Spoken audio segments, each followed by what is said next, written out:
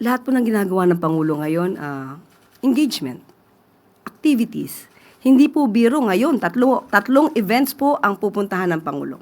So, wala pong naipapakita ang Pangulo na hindi siya nagpapatuloy magtrabaho.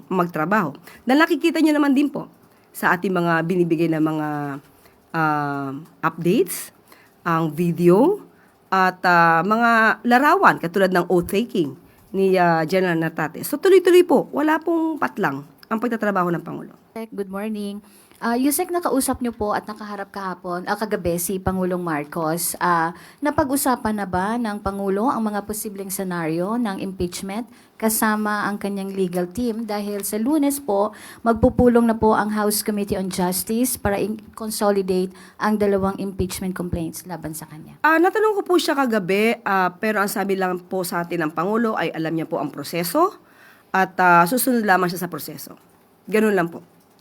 So wala pang legal team, ma'am, na binubuo ang palasyo? Wala pa po. Hindi pa po napag-uusapan yun. Okay. Ma'am, follow up lang. With the health rumors and impeachment talks combined, how do the palace reassure the public about stability? Nakita niyo naman po ang Pangulo, kahit po sinasabi ng doktor na kailangan niya maghinay-hinay, patuloy po ang Pangulo sa pagtatrabaho. Hindi po nagbabakasyon ng Pangulo. Kahit po kailangan niya mamahinga, nandun pa rin po, nagbabasa ng mga briefs na dapat niyang alamin para po siya ay updated. So nakita po natin kung gaano kasipag ang Pangulo. Hindi po sanay ang mga kababayan natin na nakikita ang Pangulo na nagre-relax, hindi tulad ng iba. So, tandaan po natin with that, na nakikita po natin na sunod-sunod pa rin po ang pagtatrabaho ng Pangulo kahit may iniinda noon.